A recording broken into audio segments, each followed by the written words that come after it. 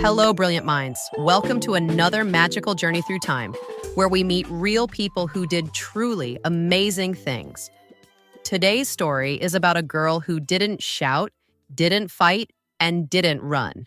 She just sat still. And because of that, she helped change the world forever. Her name was Rosa Parks. So get comfy, open your ears, and let's travel back in time together. Rosa Louise Macaulay was born over 100 years ago in a place called Alabama in the United States.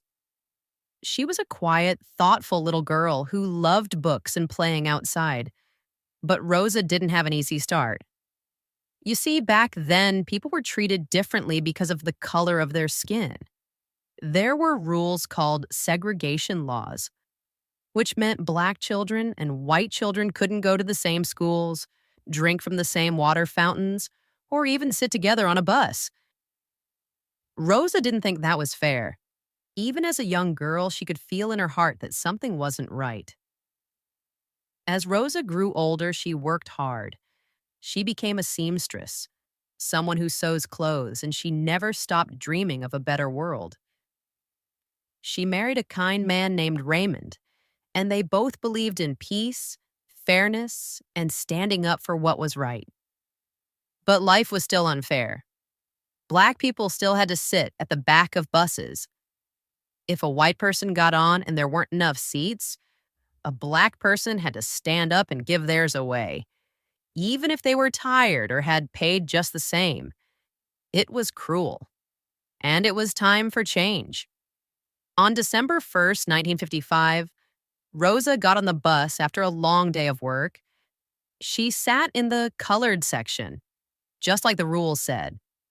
But then, a white man got on, and there weren't enough seats at the front. The bus driver looked back and said, "You'll need to move." Rosa looked up and said one simple word: "No." She didn't shout. She didn't argue. She just stayed where she was. She was arrested that day, just for sitting in the wrong seat. But news of her quiet bravery spread like wildfire. People were shocked, and inspired, and ready. Soon, thousands of people joined Rosa in what became known as the Montgomery bus boycott. They refused to ride the buses until the unfair rules were changed. They walked to work, they carpooled, and they stood together, even when it was hard. The protest lasted 381 days. That's more than a whole year. And guess what? It worked. The law was changed. Black people could sit wherever they wanted on the bus, just like everyone else. Rosa's brave decision sparked a wave of change across America.